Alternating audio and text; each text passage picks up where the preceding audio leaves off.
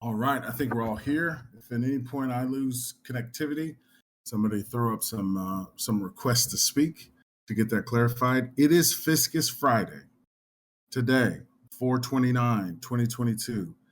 We have a lot to talk about. We have a lot to talk about as a protocol. We've had a lot of changes. Transition is often choppy. We have a lot of serious things to talk about. I think this will be one of the most real and at the same time refreshing Fiscus Fridays that we have with direct answers and to the answers that if we don't know, then we don't know at this moment. We'll definitely say that as well. Throughout this week, obviously, there's been transition. We do appreciate the work that's been done. And we know that there is a shift in not only a shift in leadership with me being back, but also we know that there is a transition, not only of personnel, but of resources and operations and a lot, right? And obviously from a community perspective, you guys feel at times that turmoil, that opposite of amicableness at times. And so now is the time that we come together and that we go forward with specificity, with action, with everyone knowing what we are, not only what we're trying to accomplish. It's more than just launch. Everybody already knows that, but let's not talk about those other things. Let's talk about these tangible steps and what it takes to get there. That's what you need from me. That's what you need from Princess and Donnie and Steve and all of the core team. And that's what we're here to give. I will say I'd like to start with acknowledging a mistake. I definitely in the initial tokenomics, I didn't spend as much time in the thought and in engaging with outside individuals, even with the tokenomics. It's always been more about just a 3x or a 5x of a bag, right? And so because of that, for us, it's always been the focus has been on third-party burn. The focus is on, decreasing supply, increasing demand, and doing so in a way that doesn't require crypto participants. But everybody knows that takes the elements of the off-chain, right? That's where our core utility comes from. And so not only is that a focus and a renewed focus, but you see that represented here in the leadership team. Sorry about that. Just lost connection there. At this point, I want to go ahead and turn over to Princess to address some thoughts there with specificity, and then we'll get updates she'll introduce others, and we'll get updates from everyone. All right, looks like we are having some technical difficulties there. Let me see if Princess can get back quickly. In the meantime there, let's do this. We'll queue up Donnie here to give us some updates on some reconciliation.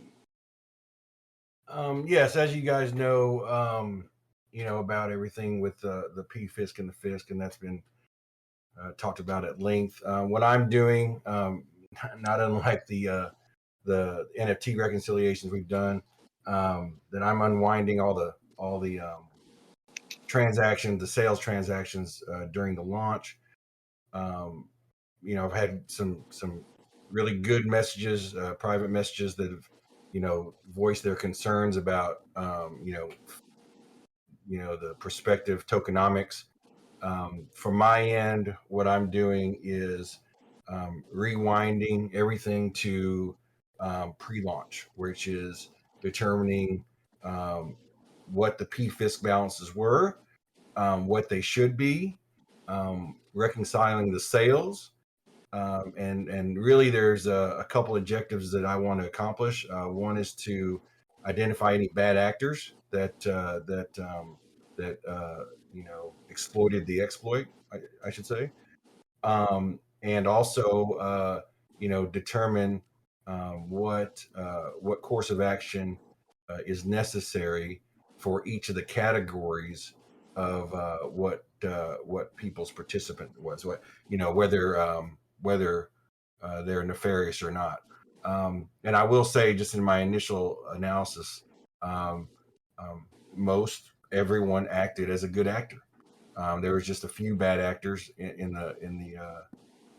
the process of the transactions, and we want to make everyone, um, uh, you know that it's going to be a fair process in how we determine our course of action.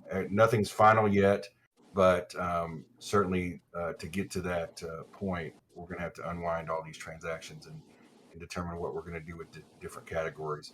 Whether somebody um, you know, exchanged and or swapped and staked, or swapped and didn't stake, or anything that has to do with the PFIS to FISC transition. So that's what I'm working on, um, and so I've appreciated the patience that you guys have exhibited over the last few months, and I'm just let you know that I'm working hard to get those things identified, so that we may get to a position where we know where we are as far as the relaunch goes. So that's what my focus is on. Obviously, if I have an open DM policy, everyone can DM me their ideas, and they have, and I appreciate that, and kudos to them for thinking about these things and coming up with some really concrete viable um, options. So we do appreciate that.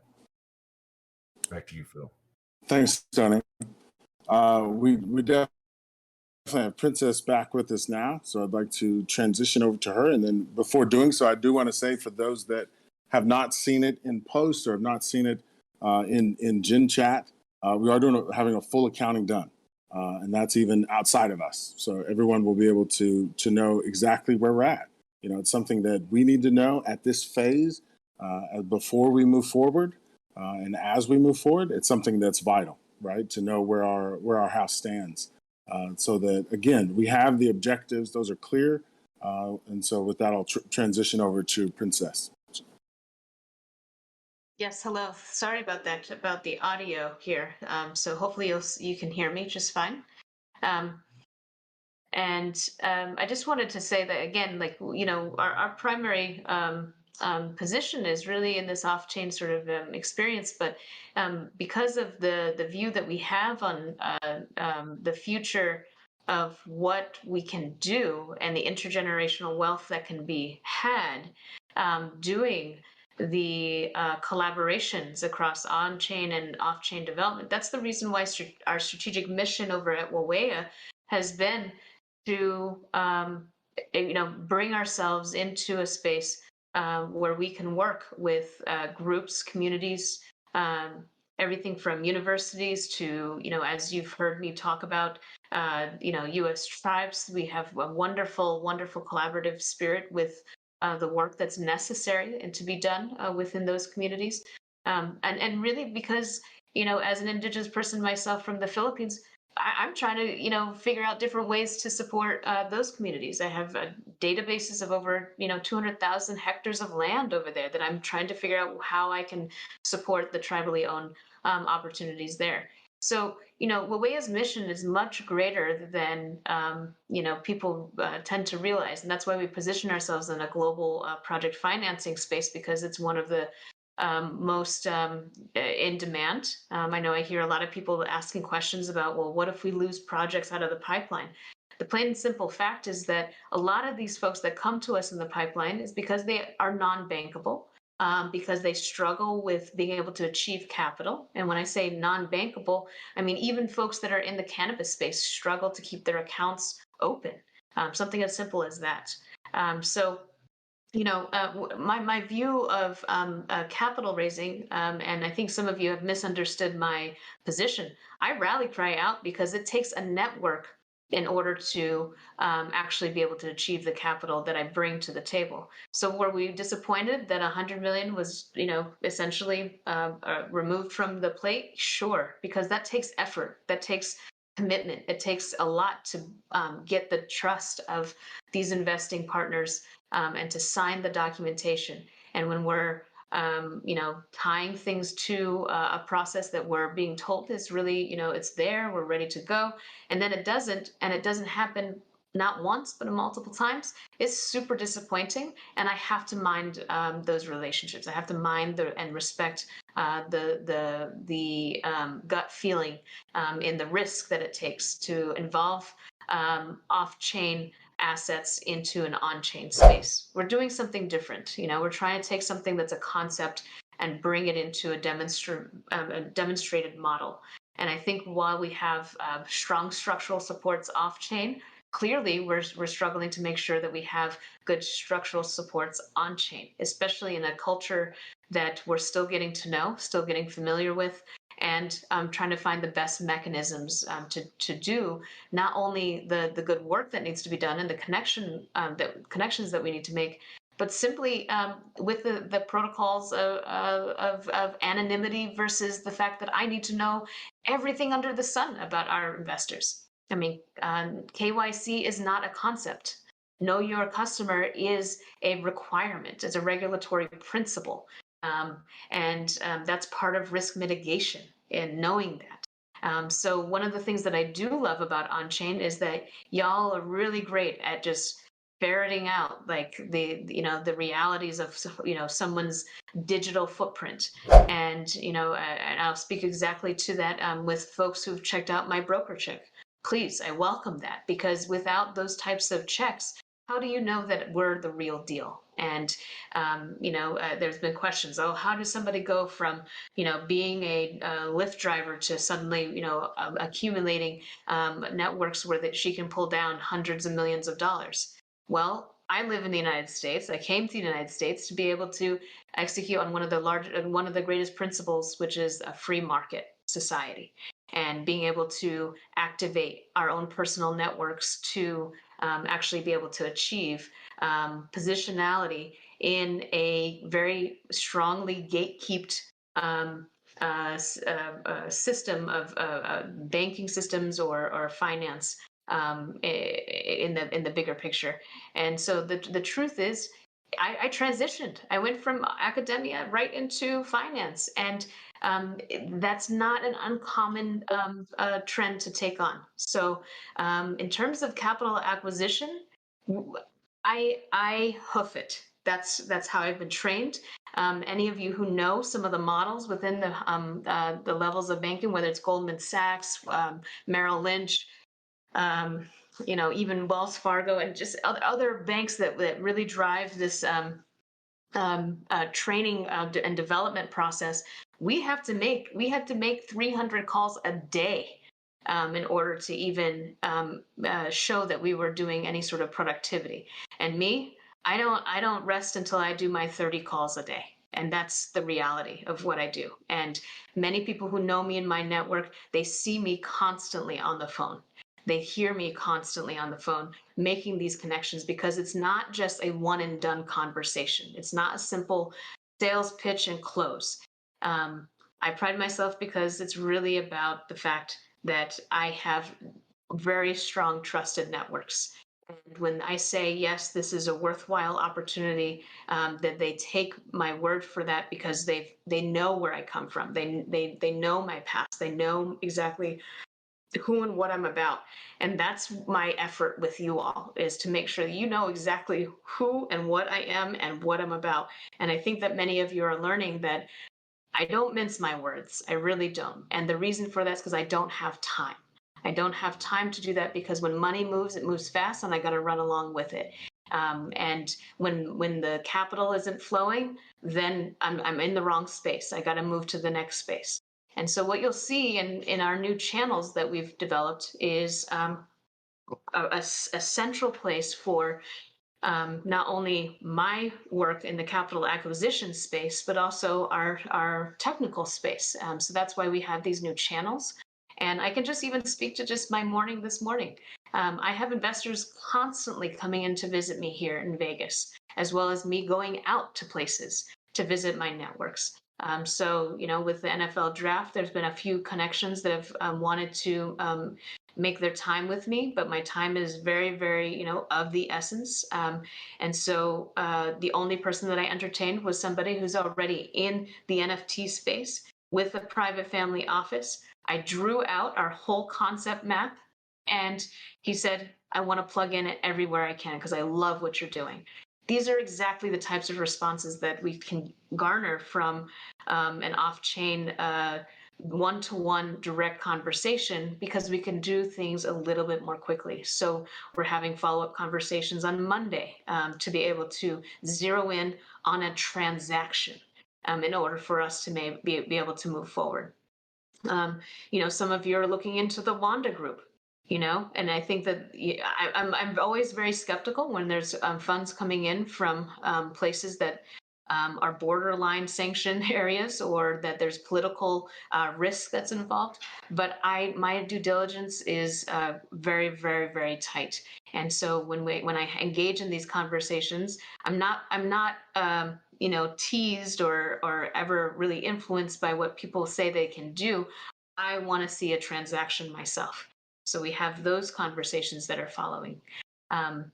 Even this weekend, we have several opportunities where the companies are bringing their assets. So I have to do a full stack review of what those assets are, everything from verification to commitments around making sure that capital stays put, because I can't work with moving capital, as well as making sure that they're comfortable with the terms, especially on a project where we haven't demonstrated that those terms are sustainable.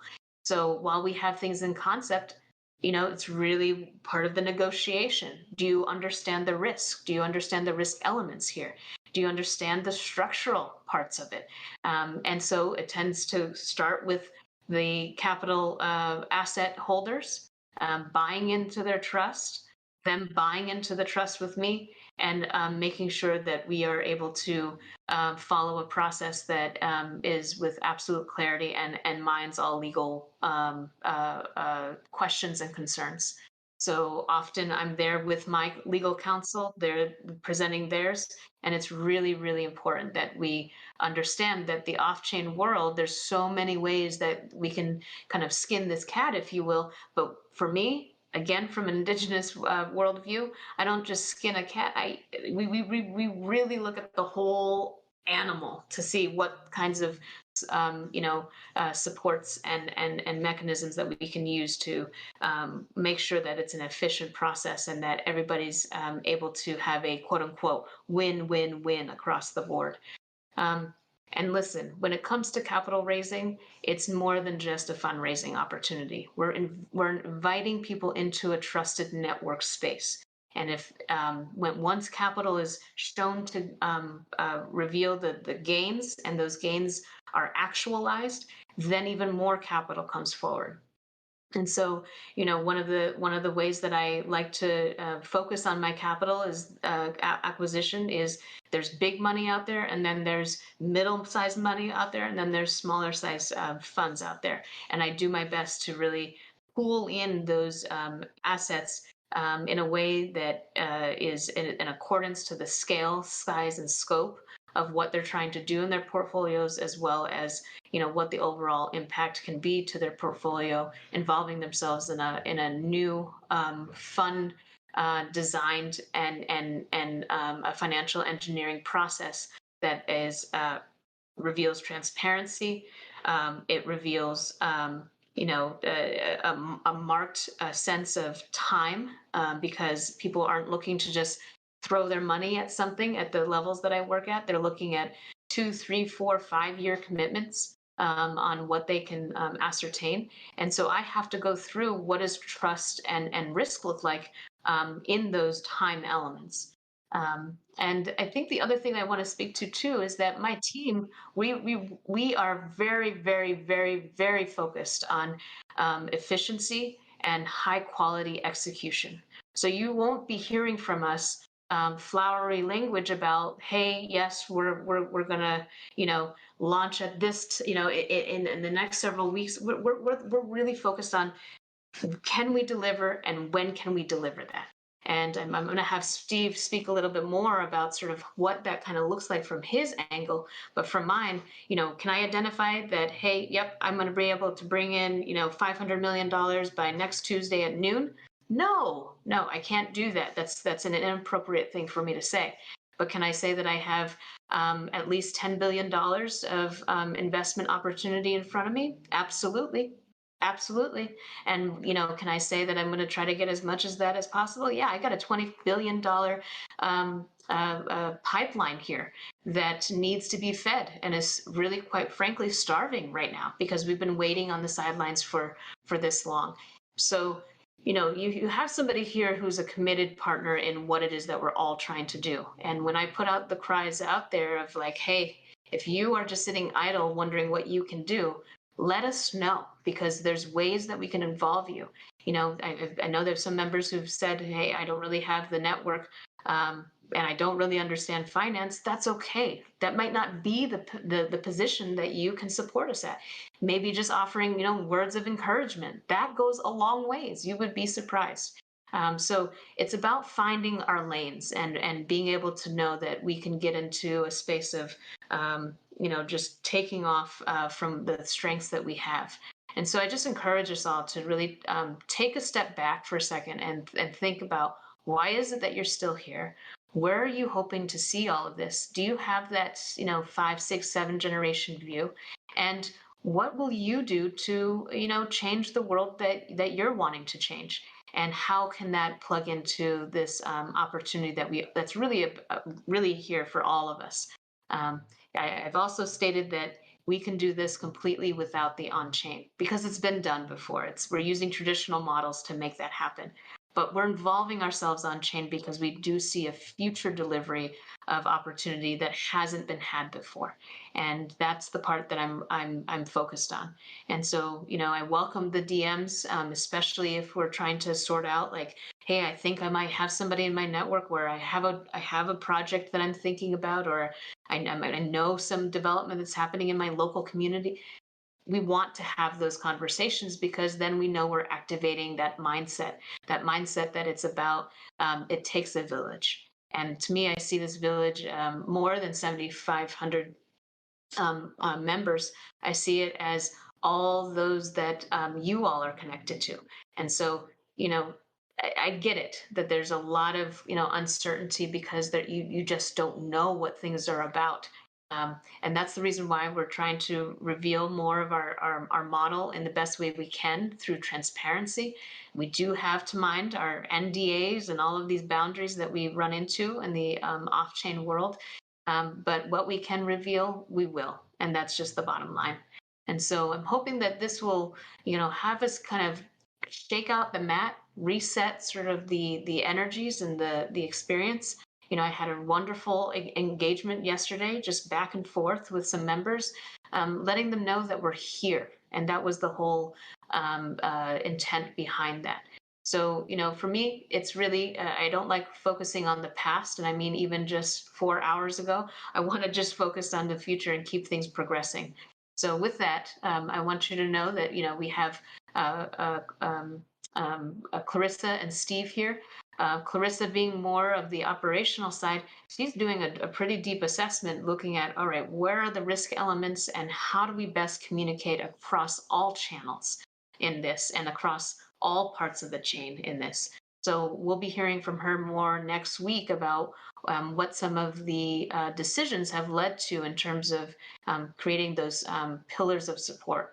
Meanwhile, we know you want to hear from Steve so that you get a good sense of where he comes from in the world of dev development and access to systems. And so I think he's going to give us some insight into, how do we go from a space where we're really focused right now on an audit to the ultimate objective, which is to launch. And what kinds of expectations can be set in that world. So I'm going to pass this back over to actually I'll pass it over to Steve so that way he can really speak to that.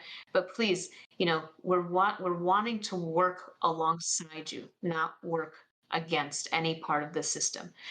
We are here and we're wanting to support ultimately the goal of intergenerational wealth and future development in the space of DeFi and traditional finance in the global context.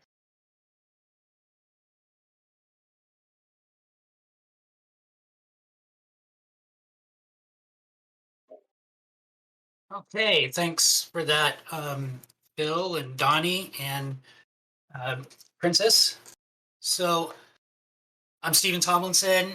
You can read my introduction, short autobiography, whatever you want to call it, in the announcements. We also have we've added a daily, a CTO update channel. And my intention there is before 5 p.m., every working day at least, which is almost every day, I will be just giving an update as to what's taken place from the perspective of software development. I have no comments to make on tokenomics, policy. That's all Phil and Princess and the rest of the board's wheelhouse. My focus is implementation. So that's it. I am focused on getting my arms around the code, getting it vetted and verified, and getting it into an environment where we can perhaps test it a little, and then going, getting it live. And just so you know, I didn't ask for this. I came on board to work with Waiwea in an executive position to advise them on technology projects or the technology aspects, because they felt they needed that expertise within their team. So that's why I'm here. Becoming interim CTO of Fiscus DAO was never on my radar, and so I am nervous, humbled, and excited to be a part of this. My next steps I've outlined already. What I want to do is put together from our community. I'd like to start with people who actually are holders that have some skin in the game. If you have some skills in terms of Solidity, even just coding in general, I'm toying with the idea of putting together like an audit committee. And that is so we can get some eyes on here and kind of look at and start asking questions about it. And so if you have that capability, please hit me up in the DMs or post in the skill set channel. I know a lot of folks have, but the posts are kind of stale. So if anyone's still, interested or wants to jump in, please put it there. But keep in mind that I'm really just looking for folks who have technical skills and that kind of background. So that is one way to start moving things forward. The second way is, looking forward to getting a turnover of a formal turnover from LinkPoint of the source code repository. I understand we had Office 365 tenant that would need to be turned over, and just the other pieces of the infrastructure, domain, website, and so forth. And then, from what I have seen of the code, it looks pretty good. It's clean. There's comments and there's documentation in the code. So that's actually, if you've never written software, it's kind of nice because oftentimes you don't see it. And I really can't point to any one thing in there that says, oh, this is bad, we got to scrap it, nothing like that. Okay. I believe most of the mistakes right at the end, at least in the last launch, were really just more related to configuration mistakes, which is kind of like really a quality control issue. I know how that happens. I've been in that position several times in my career, and you're rushed, you're being pushed, You're trying to perform, and sometimes mistakes get made, and it's unfortunate. The thing about this is that, you know, we have to move forward. The community is expecting to see movement. People, there's money involved. I have money tied up, not that much, but some. And so we all want this thing to move forward, but at the same time, we don't want to get, you know, slaughtered or gutted because we have a mistake in our contract. You know, where as soon as we go live, all the money gets sucked out, and we're bankrupt. Once again, these are tokenomics and policy issues that need to be hashed out amongst people who actually have a background in economics and finance. I have been implementing those types of policies throughout my career. That's what I do. So give me the specification and we'll find a way to code it. But in this case, I think it's already mostly been done. We want to get some tests. I'd like to particularly put a shout out here to DeFi Slug, who has been providing a lot of useful and actionable information. He's passed me a few different audit and test solutions that I am investigating actively. In addition to Certec, because we don't know what that timeline is, some of these other organizations can kind of give us a quick scan type of result, while Certec maybe does the in-depth. Either way, before we go live, we need to get a third party in here looking at this thing and saying, this will work. And just to have that level of confidence for ourselves and for our community. And that's the way that I'd like to go forward. I hope it goes smoothly. And at the same time, I'm open to any suggestions. I'm open to communication. I'm a friendly person. I try not to be a troll, but sometimes you do. And if there's anything that you're concerned about, just ask me. There's no reason to throw shade or innuendo or any of that. I'm transparent. You can see my wallet address. You can see what I have.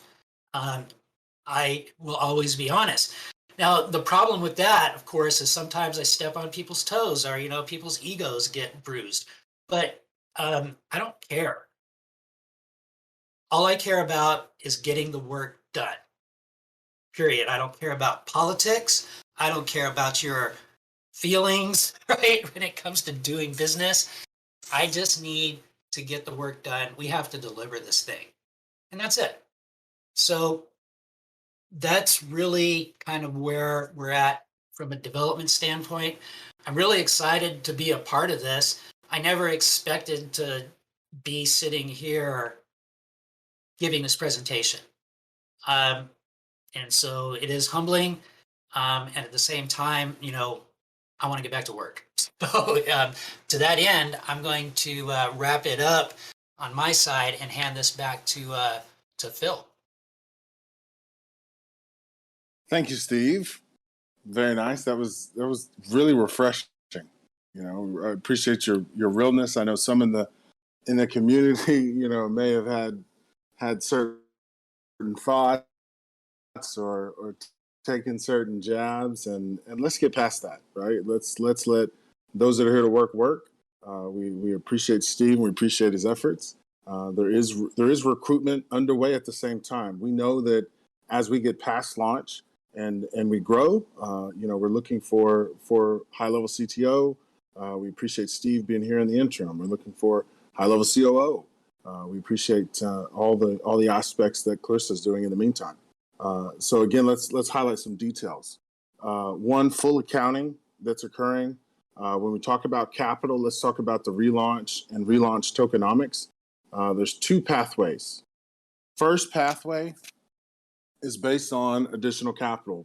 Princess already had talked about it. It's an easier route, right? Simply increasing the liquidity pool to a phenomenal size and then being able to launch. We can say firmly that we will do airdrops instead of the swap, that there would be graduated rebases. that those will be dispersed in a graduated way. We can definitely say those things. The other side, which would be a secondary option, is what we would call kind of a more of a protocol launch, and that would look like a little bit more of what even Princess and Alukavi were discussing last night. So we have those two. The capital first option is the best option from the sense of it puts Fiscus in the best position initially. We don't have to grow into the position. And so I'm very excited. One element that Princess didn't quite say, because this is my role to say this, is that when those capital calls get to a certain point, it's I'm able to then be on the calls. And I'm excited about some of the calls on Monday afternoon. Won't talk about the details of those until they're here and done. But excited for those for capital. This is capital for projects. This is additional capital from a liquidity pool perspective. After this accounting, we'll know exactly how much we can even really put into the liquidity pool in excess of the Amnesty wallet. One thing that everyone has to remember about Fiscus is that we've existed off-chain and on-chain from the very beginning. From an expense perspective, we exist on-chain and off-chain. And so again, in calling back certain capital that may be sitting off-chain, in really kind of rounding the wagons, if you will, to say, okay, let's go from right here. That's what we're talking about. And so again, give us these couple of days to be able to do that and be able to come back with you and say, okay, this is the route we're going to take. This is why we're going to take it. We always want the solution to be as a win-win-win for everyone. But we also know that when you zoom out and you look at the time and you look at what will happen in Fiscus by simply funding projects, we know that it's just about starting. It's not about a perfect start necessarily. It's really about starting. And so that's where we're at. From a bridge loan perspective, from a capital perspective, from an outside asset perspective, Princess and Way are humming on all three, leaving no stone left unturned. And those in the network, just like she's saying, it takes time to be able to vet the assets that would come forth to be part of the treasury. And we're not talking about time in weeks, we're talking about times in days and hours, just for reference there. We have a lot of questions to get to, right? I think unlike maybe the last few AMAs, let's get a little bit back to our roots and answer some of these questions and answer them live here on the AMA, directly and concretely. And I have internet issues. That's terrible. Okay, one moment here. See if I can pull this up, and let's get into some of these questions. All right. And obviously, those that have already been answered by Wawea, I won't touch on those. So let's go to, I'm scrolling up, go to the basic questions. That first one there about how are liquidity pool issues being addressed. Really, it's a question of accounting. It's a question of how much can we put towards it. So once we know from that accounting, obviously the full accounting will be made known to the community, and then we'll say, listen, of the available that we have, let's do this. And again, by us being able to increase that gives us other options, and that changes those relaunch tokenomics. If we can't, then we'll say that as well. Question 2 is related to free market. Absolutely. I do not like tax, right? I do not like a tax. When we talk about the token, to me, a graduated rebase makes a lot more sense than potentially a tax. I'm really not a fan. To me, there really has to be kind of clear shown. Not even clear shown evidence. It's more of being a free market capitalist that goes against that. I do understand, obviously, at times, extraneous times, the need for that. I feel that we can craft the solution that has already been crafted without it. But again, that's the thoughts on that. When we talk about question 3, it's getting into, again, buyers from LBP that didn't at last minute. Yes, there are buyers just from the, smaller investment clubs and groups and smaller kind of community-backed VCs and these type groups that we know what happened on LBP. We don't have to come back to that, but they are still here. They are still on the table. The interesting thing about the model that everyone may or may not know is that, again, from an off-chain perspective, those that are off-chain, when we talk about, a lot with several with the assets, with financing, for instance, they're looking at the projects, not the on-chain element most of the time. And so again, that highlights the focus that by way of being able to focus on all three, you literally, two of the three really don't have too much of a bearing from an on-chain perspective. And so obviously that's a priority, right? That allows us to say, okay, listen, from the on-chain, let's not think about that at this point. Let's just get the deals done. Let's just get these projects financed by May 13th. That is a focus. I never want it to seem and be as if we aren't vested with those projects. We are. I've met Twist to Access and enjoy the history and the story there. We want to get them funded. And again, not just from a principle of finance and what it does for Fiscus, but it's larger than that. Last question there, I'll leave that for Awea, but again, it's about funding and how that impacts third-party burn. For those that don't understand third-party burn, feel free to DM me. We can discuss that. For those, obviously, the experts supporting the community, feel free to ask them about that to really understand how that works and why it's so important that is a focus, that is a primary focus right now. When we, again, getting back to the tokenomics, we can't afford as a community, and we just can't do it. We can't launch without an audit, right? I don't know if you've heard me say that. You may have heard others say that. We can't afford to do it. This is our opportunity. We need that and we want that. Now, when we look at things like airdrops, they're easy to do. Everyone's been airdropped PFIS, so we have the utmost in faith on that process. For airdropping rebases, we have the utmost in faith on that process. So where does that leave us from a DApp perspective? That leaves us with staking and bonding. You've already heard from Steve that again, from an outside perspective, that again we're there. There was not apparent issues in staking before the last launch, so that's something that we're excited about from the Surtech perspective. Them looking into and confirming that and putting that stamp on it. There's a total review of 6 contracts. I could definitely say that in Surtech. I'm looking over these notes now. One is the bond depository. One is the actual Fiscus, ERC20, the Fiscus staking, the S-Fiscus, which S-Fiscus will obviously be the stake Fisc, that contract, the staking distributor, and the treasury. And so we're expecting to get that quote back from them very quickly.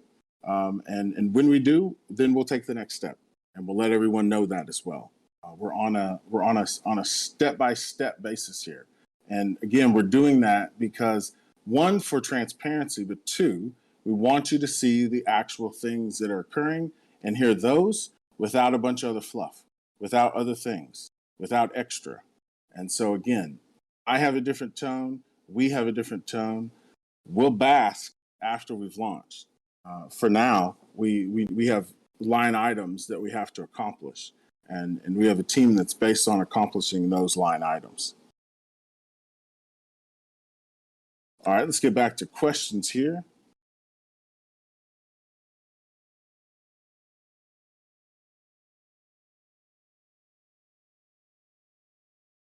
All right, when we talk about honoring buys, obviously that was already highlighted by Donny.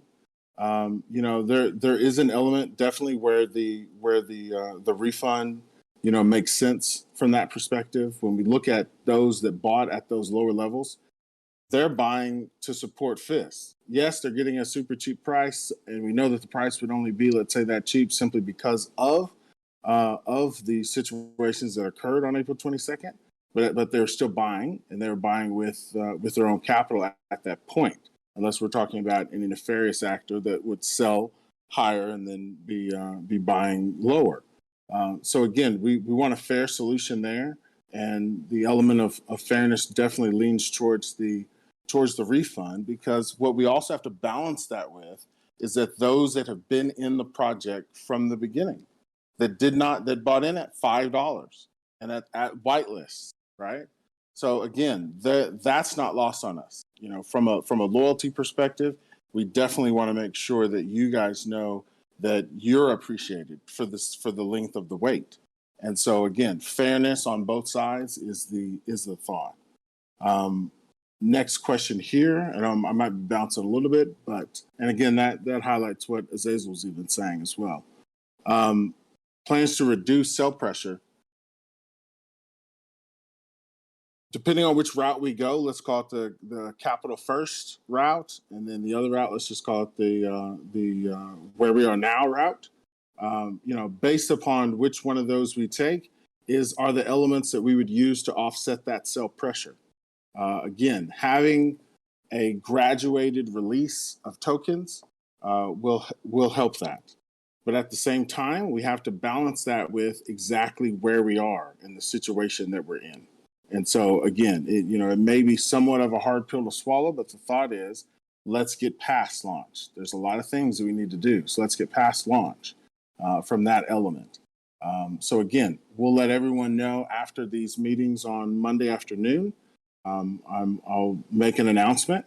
We'll also do a fireside chat. We want to have more back and forth with those that have questions. We know that it's been a while since we've been able to do that. So we'll do that, and that's something that I will commit to. And committing to, if I have answers, then I'll say them right then and there. If I do not, then I'll let you know, and we can put a date or a time that I can be able to provide that answer.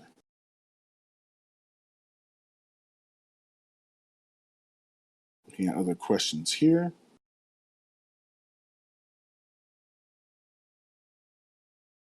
Let me go down to the bottom too, because if there's other things that have popped up, feel free to put them in. We're in the AMA questions.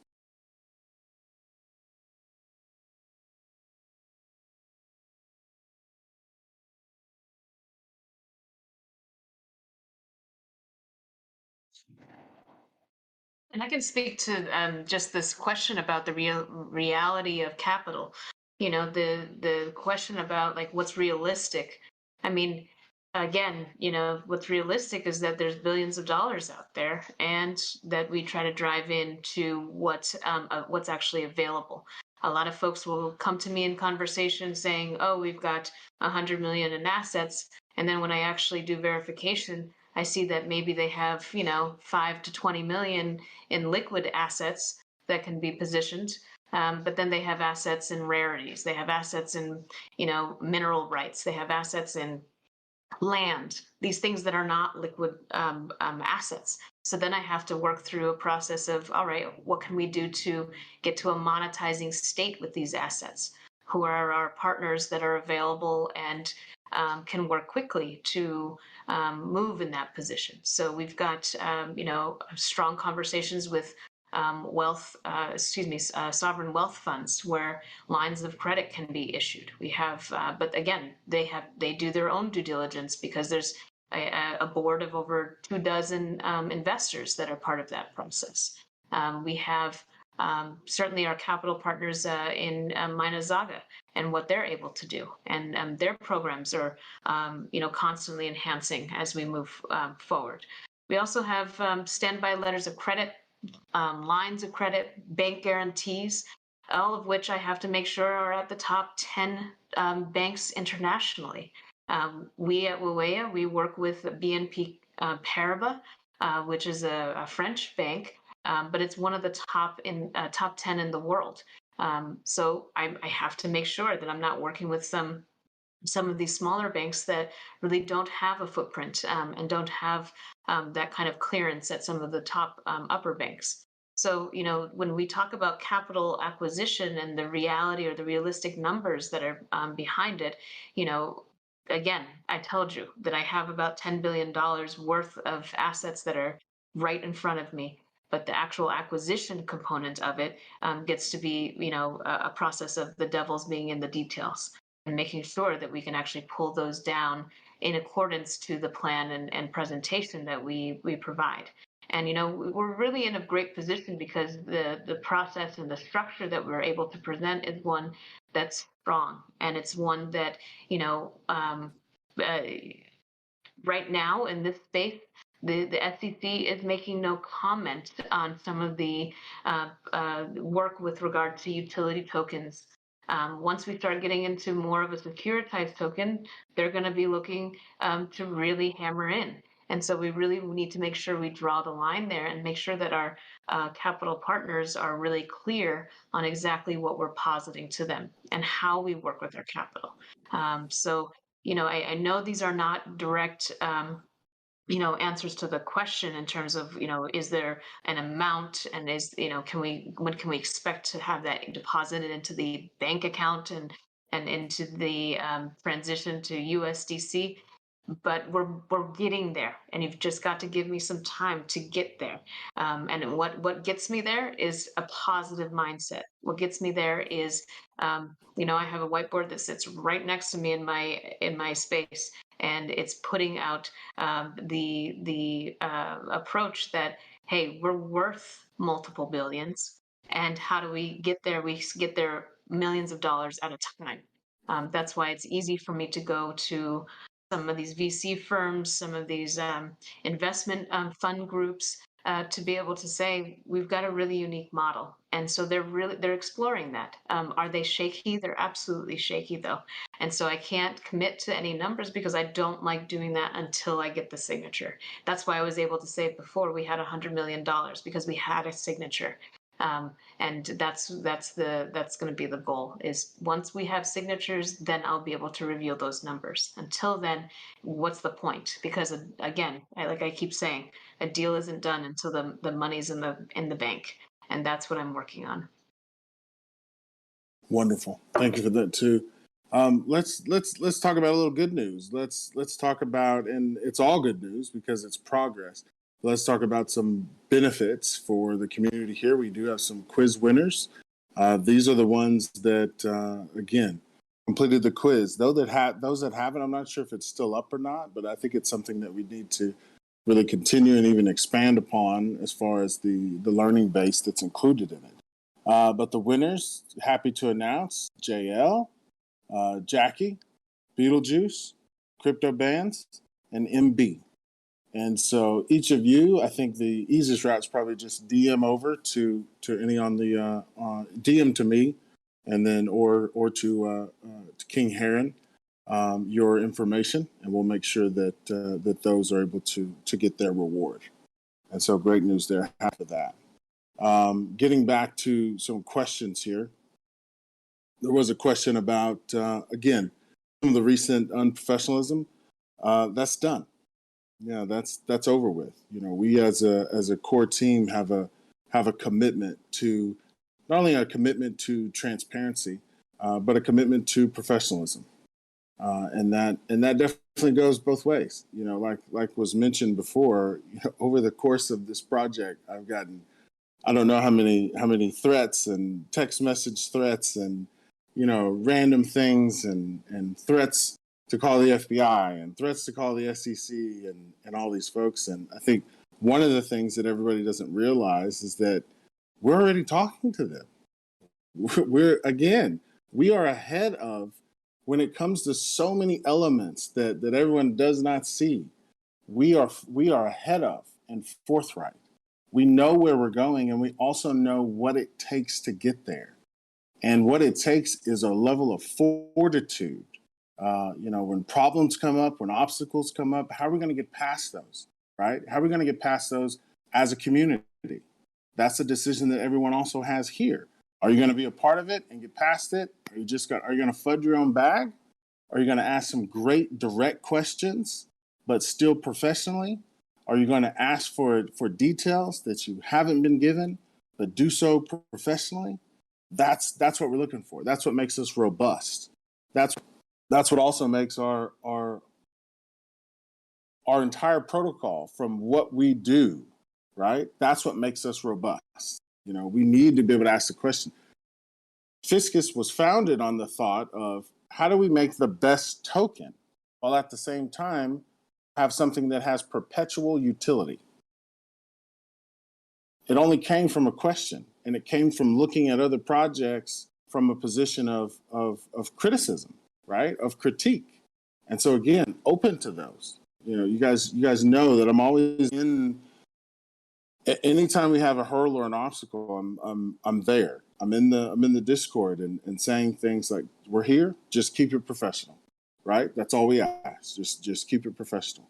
And so we continue to do that and know that the work going behind the scenes, everyone will also know about and see as it comes about, as it happens. It's not to the perspective of giving itineraries of schedules, even though we've already talked about meetings that are lined up for Monday and over the weekend, and the changes that are occurring and our expectation on searching. Those are those elements that are change. That is a change, expressing those things. So again, the elements that Steve talked about, having the community be able to look in on code. The code is going to be open source, so of course we want those to be able to look at it. It's something that we're excited about. The switch to USDCE to USDC, that was a question there from Beetlejuice. I didn't like the timing on it, quite honestly, Beetlejuice. I did think that it was very quick. There were several changes. Some of those that were made aware to me was based upon one, USDCE not being a native token, obviously, on Avalanche. There was a conversation with actually someone at Avalanche right around that same time. And so the thought was, let's utilize USDC. From a coding perspective, it was easier to utilize USDC. We knew that we would use USDCE for bonding. And so there still would be that pathway for those that did have USDCE. And so that's the thought on that. If there's some other technical aspects on that, that's something that I can definitely dig into, and I can ask if there was any other specifics based on that. But that's what's the thought. Next question there, Minsko asking about the 17 launch price. Again, that's going to be based on which one of the two options that we take. If it's that capital first option, which again, we'll announce that later, after Monday afternoon, if that's going to be the viable option, then we do hope to be right around that price, to be at that price. Let me not say right around, to be at that price. If it is not that, if it is the other option, where we are now, then it will not be at that price. It's that simple, right? That's the straight yes or no. What other questions do we have here that I missed? Crown Jewels, great question there about the term set aside funds. Are the funds from Fiscus viable for off-chain? Done some great things, it says there in real estate, and proof funds were accepted because it's a third party. The best part about, I think, project finance is that third party assets are utilized not only all the time, but it's how many actually invest into projects, is with their third party assets that are staked, pledged as either default collateral or reserve collateral. And so again, there is some acceptance there. For some more questions and thoughts on that, feel free to DM, and there's a lot to unpack in that we could definitely talk about, and that I would love to wax poetic on if time allowed. The second question there was talking about small projects to prove the model works. Yes, there is a size requirement for financing depending on the end financing that we use. For most of them, again, it's around that 20 million mark. There are some that are 10, there are some that are 5. Financing firms.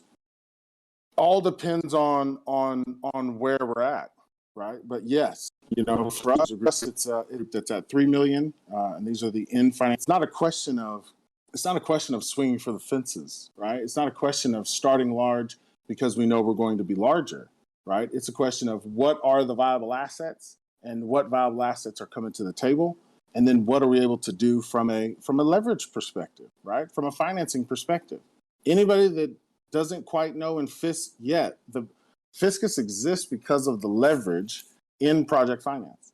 The ROI stem from the leverage that is a part of project finance. And yet we don't have the risk associated with that leverage, right? So that's the thought. JL Cryptonaires on the giveaway happening today. Those quiz winners, yes. Erie 2021, was there a refund given to a community member? There was a decision, 100%. There was a decision with a certain member, and earlier in the week we had said that if and when we ever did that, it would be from a selective perspective. And there was one member that did receive a refund. And again, I don't want to add fuel to the fire by even saying who it was, and that's their personal fiscal business. And so I won't say who that was for respect for that. But that decision was done. Absolutely. Let me look here. What are the questions here? Yeah, and you know, the best part about that scenario too is that was a buyback scenario where there's a separate fiscalite that's actually buying those tokens. That's something, those that don't know that yet, I think, again, our admins and mods, I love to commend them. They've gone over and above, providing escrow because they have phenomenal standing in the community, and everyone knows that they are very fair in all areas, both fiscally and when it comes to what's allowed in chats. And so they've acted as escrow for NFTs, for PFIS. There was a loan scenario on an NFT. All of those scenarios they've been able to do. So again, very excited about that. What else do we have here? I just want to make sure that we cover everything. I see a new project, MJ High Beauty. I do know that name. That is a project. Yeah, and I can speak to that, Phil. So listen, we when we present things, if we are seeing in the projects that they have an appetite for the crypto space, we do invite them in. I mean, we share with them our links. We let them know who we're connected to. And yes, High Beauty is one of those companies that's listening in. Which came through another company that's in our pipeline, Element Apothic. And that's how this works, is that it's a network of support. It's a network of representation, a network of opportunity. And so, I hope everybody gives, High Beauty a warm welcome, because we're in conversation right now about commitment level. And the same questions y'all are asking me are the same questions these projects ask. When can I get funding? How can I get funded for? When can I expect my draw? And we do not at Wawea like to take any fees without making sure that we can distribute and deliver. And so that's one of the commitments. We've taken one fee from a group, and they're here also. R3 Renew, and we did that because we knew we could add value to them in a consultative manner as well, while we're waiting for the funding to store itself to its completion. So, when we do this work, we do it with a level of transparency and a level of commitment. And everybody that's sitting in the project's list right now and who's here listening in, they know who I am. They know exactly how I operate myself in these spaces, and they know that this opportunity is like no other. I just came out of Steve and I. We just came out of a cannabis, crypto, and cybersecurity presentation, which is a weekly presentation where we talk about all those issues that present themselves in this space. But more importantly, we speak about how we can work together for solutions. And that's exactly, why we invite these new companies in, as they're really exploring their network of opportunities with us. And next week, I'll be joining both Element Apothic and High Beauty in a conversation with other capital groups that are going to be in the same space. And really, that's an elevation of Wawea into those conversations. So this isn't by mistake. It's really by design that we do what we're doing. And so, like I said, we invite people into the conversation and into the momentum of what we're doing, because we know that there's lots of different ways that to strike a deal, and there's lots of different ways to bring the capital to the table. And for me, it's not just about bringing the capital to the table, it's about keeping it on the table and then being able to deploy it to the actual projects that are eager to work with us. Nicely said. Chris Bucket there asked the question of rough date for amnesty. Yes, let's set that. Let's set it for Tuesday. Let's say 8 p.m. UTC on Tuesday, May 3rd. That's the rough date to amnesty. I think that's something that gives everyone enough time, those that would choose to do so. That also will line up with end of any accounting. So we would also be able to tie that in there. That also would give us the ability for Doni's completion on reconciliation as well. So there's an actionable date. Let's get on to that next question, which is somewhat of a recap. And if there's any more, please post those in as we get close to closing here. I know that myself have calls, and I know that Wawea has several here coming up too.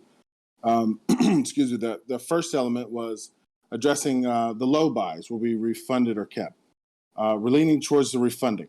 We're going to get again, part of that full accounting, knowing exactly where we're at, seeing that reconciling, really knowing what that means as far as what are the total numbers, how much in total FIS/PFISC.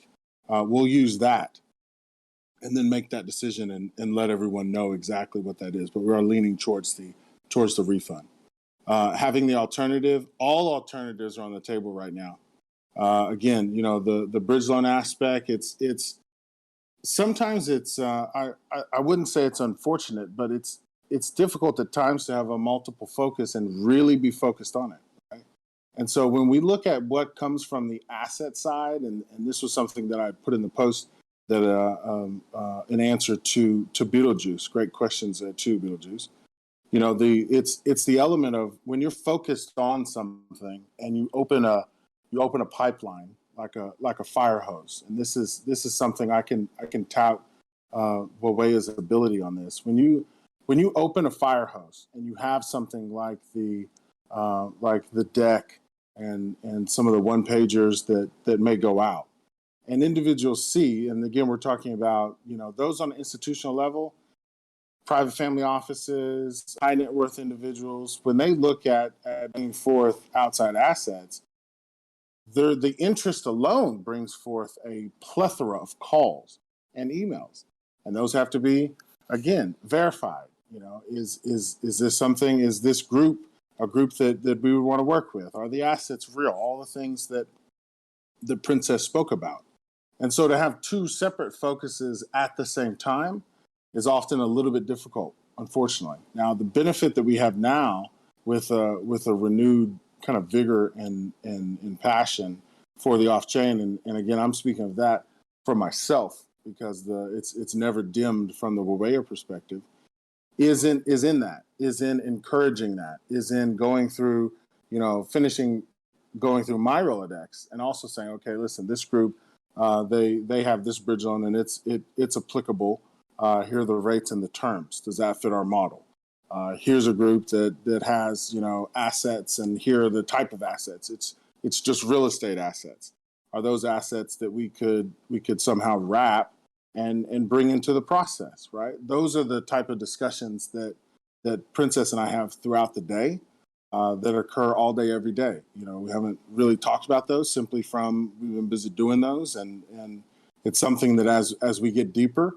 We want the community to know more about those processes, right? More about the secret sauce, right? The secret sauce can't be secret in a DAO at the end of the day. And so again, that's the level that we're at. Question 3 there is tax planned. Tax is not planned at this time with the first option. We really don't want to go the tax route. We feel like it makes more sense to really have an adjustment on FIS price than it does for the tax. So we lean towards that, and that's a decision that's a joint decision. There's no unilateral on that. Same thing with the actual launch price. With that capital first option, then I definitely want to stick close to that price. If that is not the option that we take, then that will not be. It will be less. Can I speak to something about the bridge loans real quick, Phil? Please. Yeah. So, I just want to clarify that when projects come to us, they're coming to us for a bridge loan most times than not into our partners at Minazaga. When we're talking about bridge loans into what we're doing, it's not really a bridge. It's actually a straight loan in with regard to the assets that a project might be bringing, or we as a DAO might be bringing, to collateralize and be a risk mitigation for the lending partner in this case. So we explore those options, and I just want to be careful about our terms because we can talk about bridging into bridging into bridging, but at the end of the day, everybody's looking for their exit strategy, and so a lot of these private lenders and hard money lenders that are coming forward, they want to really know what's being collateralized right now to be able to make an offset their risk coming into the experience. So we don't talk about it as a bridge. We talk about it as a way that the private lending partner sits in a position, because we don't want them to necessarily collateralize the whole project, right? We don't want to lean against this project in any way. And so that's why we really speak to, well, what is the actual project that is getting financed? And most of the hard money conversations that I have, or private lenders that I speak to, they want to know the pipeline. So then I have to open up those pieces, but then I have to also make sure that I'm clear on the NDA statuses of some of those projects. That's why some projects you won't hear us even talk about, because they have to maintain a high level of secrecy because of other contracts that they are in first position to be responsible to. So we're managing those expectations as well. So I'll be continuing to clarify what groups are coming forward with the capital, how they're positioning that capital with us, and then ultimately, how does that get to a place of delivery to the project financing process itself? So we'll continue to, work the language to make sure that there's specificity around what we're speaking of. But I just want to make sure that people are clear, and I say that really on behalf of the projects that are in the space right now. They see Fiscus funds as a bridge into a bridge loan into another opportunity.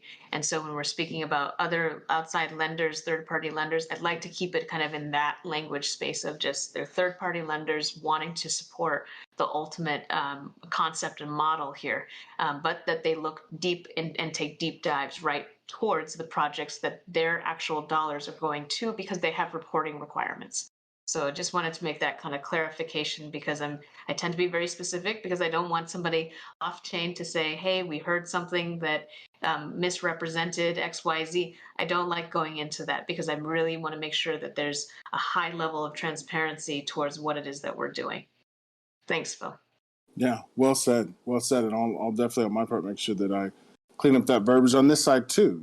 There are terms that we've utilized as a community. And we definitely want to tighten those up and want to specify. There was a question there. I think this is the one we hadn't answered yet, number 5, that was talking about delaying the launch until financing is secured, an option for the team considered. That definitely would be on the table if as long as we have the timeline, right? Like, we're not going to put off launch for the hope of some element, right? That's not the case. But the best thing about the activities is that I feel very confident in the assets that are being brought to the table. Again, that comes from seeing it and doing it. It's an element, and I think to that point, I definitely wish that other members were able to see more of that. I think it would be odd if we had a few hundred necessarily on a call. There was, and I think we've both, Princess and I both had started doing this, but we have a member or or two that obviously you guys know, the ones on the way team, but even myself was on a call with some projects, 4 projects the other day. Had a community member that was also on the call, that was able to hear the things, right? And again, from a doubt perspective, there should be no doubt about projects. We have project people in not only here that are waiting for funding, aka they're real, but at the same time we have projects that everybody doesn't even quite know about yet because the site hasn't even been updated. We've both, I think separately, I have on my end kind of halted some of these large project aggregators that have a lot of projects that they want to bring. Go ahead and launch. Let us work through our backlog of projects before we take on any additional. And so again, that's just prudent, right? Managing expectations and doing so in a great way is prudent. Looking at other questions here. Yeah, I did. Yeah, I'm looking at that question right before the last one about voting governance reward maybe distributed earlier. Any thoughts? Yes, at conclusion of funding, that's something that's definitely on the table. We want that to be out there quickly, and that kind of segues over into the NFTs as well. Regarding the NFTs, I apologize as for the delay in those. There was some of the delay simply based upon wanting to ensure that none of the kind of nefarious actors would be necessarily receiving their other NFTs, and kind of taking those precautions and reassessing. Right, it's one thing to just kind of power over and push through without acknowledging elements, without acknowledging mistakes and errors and the bleeding, if you will, right? You have to stop the bleeding in a way. And so we wanted to make sure that we did that. But again, apologize for those delays in the NFTs. The NFT minting has commenced, and the transferring will also commence here shortly. I'm sure, and I hate to put them on the spot, but unless they would say otherwise, I definitely feel like some transfers will start again tonight. That's something excited about for sure.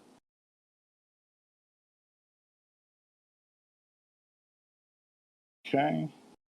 We got a private question there from BJ. We'll do that in a moment. Any other questions? This is our old school Fiscus Friday here, where we keep it open for a minute. And anybody that has any other questions or those that you may want a little clarification on that hasn't been asked, this is the time.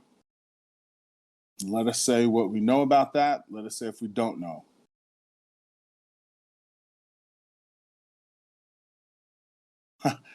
When launch, yeah, that's great. So again, when launch is going to be based upon these conversations that are going to be had on Monday.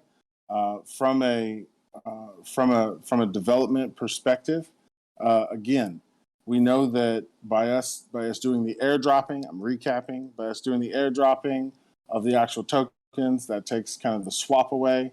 We know that Stephen has hit the ground running there, and again, we appreciate the body of work that was completed by LinkPoint. I definitely want to say that as well. We're excited about the ability to really be able to speak confidently about launch. And so that's something that again, we have to get back to being from a position of strength, right? Not being responsive about everything, right? Not being responsive about and really just back to the foresight, right? Back to the thoughtfulness, back to moving with specificity in everything that we do. And so this is us getting back there. So thank everybody for their time and allowing us really to do that. Just looking here for any other questions then. My view right now, knowing what we know and knowing where we're at, is it's absolutely weeks over months. Again, when we talk about that CERTIC audit, right? That's a wild card right now, right? Let's be honest. We know that it's stripped down. There's only those 6 contracts that we're looking to audit on. We appreciate the work that has been done to really push that, right? We appreciate that work from community members, from team members to do that. But that's a big element, right? So we need to see where we're at. There are some options to be able to launch aspects outside of that, right? When we talk about liquidity pool, we know that's outside of. When we talk about the airdrops, even bonding potentially, we could utilize another solution. But this DApp was built for us, and so we definitely want to utilize that. So the first things that we're looking for is the timeline from Certain, and so that's what we're going to make available immediately once we have that, literally within minutes. Third-party burn can kick in very quickly after launch for several reasons, all depending on one, which project it is. But remember, the funding, the initial funding element is what stems that, right? It's what brings that to the table. We know that it also will start out smaller and that it will continue to grow, right? That's where we're trying to go, not to talk about the future, but that's the element that we all have to remember, right? That's the element that brings, that makes whatever the price is now or at launch or even 30 days after launch and 60 days after launch, moving forward, it continues to increase because of third-party burn. That is the element that we bring to crypto that no one else has brought. We've created Fisc in a sandbox, if you will, right? In a vacuum, if you will. Those are the elements that make it what I feel will be the greatest token. But I'm reminded of those Atlas launches, right? I mean, NASA had 6 failed attempts on one of the missions, and on the 7th they were successful. Not looking for that, right? Not looking for another failed anything, and that's why again we take the time now. We speak with specificity. We make tactical moves. We're pursuing the audit for those reasons, right? Instead of doing the swap, we do the airdrop. Very easy to do. We simplify. The bigness of Fiscus is that it involves complex elements that have been simplified. And as we grow, that will only increase, right? There's questions that probably most have never asked because we've been focused on now and on the here and now and on launch. But there's questions of, do we ever stop third-party burn? At what point? What does that look like as the treasury grows? At what point do we have we funded so many projects, and then at what point do we morph into other elements, right? Those are the things where we're headed. This is just the initial, and this is what we have to get past. But we have to get past it with integrity and transparency, and most importantly, just do it, right? Not to steal Nike's notice there. Okay, a couple more questions here. Was it mentioned yet or not about all the buys during the failed launch will be honored, the purchase will be rolled back? We're definitely looking at the USDC refund option. We'll know more about that once we get the final reporting there. Separately, going on, I'm just reading the rest of the question there. Okay, perfect. Wonderful. All right, so with that, I think we are good to conclude Fiscus Friday. There's a quote that I'll end everybody with, and again, not really here just to talk and to talk in circles and to get everybody pumped and hyped. We have a lot of work to do and excited to do it, and that's what everyone hears. But it always seems impossible until it's done, right? Nelson Mandela. That's a quote that we've talked about before. That's something that's vital here. Again, I encourage everyone that has already been active and been supportive to continue to do so. If there's additional information that you feel you need, engage with the community, engage with the team via DM. If there's an element that you feel that you don't understand, if you feel like, however you feel, right, professionally and courteously express that, and let's talk as a community. We appreciate the fact that you've been here this whole time. Those that are new, please check out everything that we're about. Please check out what Fiscus is about. Please go back and read the AMAs. For those that have not that have not seen. We have a wonderful and absolutely, for those in the drinking game, we have an absolutely incredible integration partner in Chainlink, and we were honored by their announcement of that today. We have some other things in the works with some other protocols that we won't talk about till they're done. But just know that everything that we have always had in store is still in store, right? It's funny because whenever we are in the middle of a storm, sometimes it feels like the storm is unending, and yet we know that it will end.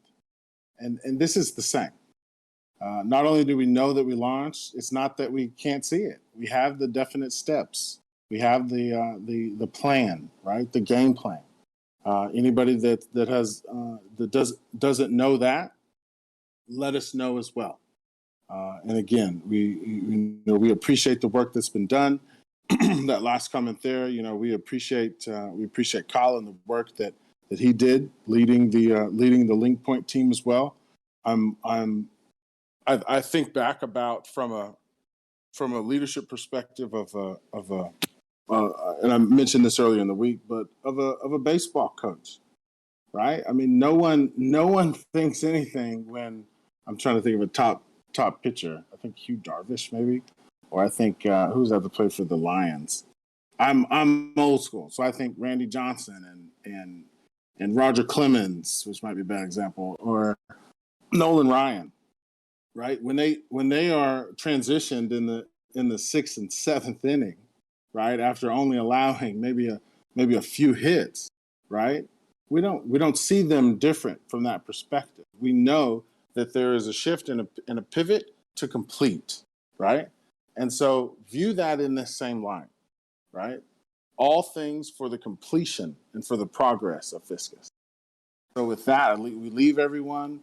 If anybody has any further thoughts on that, any additional questions that come up in Fiscus, in the AMA questions, definitely please post them there. If you don't get an answer, let's say within the first 12 hours, definitely DM, right? DM us. I don't have a lot of DMs, quite honestly. So feel free to DM and we can get into some of those details. For those, again, that are questioned about certain elements, know that whatever you're asking for, we want to give. Everything that we're able to give, we will give. The full accounting is an element of that. Details on smart contract, being able to be on an audit committee is that step. Having members on calls when capital calls are made, that's a step in that direction. Showing documents after they've been signed, showing the structure of those documents, that's in that direction. Having projects on Fiscus Friday and tell you about not only their projects, but the benefits of the Fiscus financing structure, that's in that direction, right? Everything that we do is in that direction. So we ask for your assistance in helping us continue to do that. And with that, we thank everybody for being here on Fiscus Friday.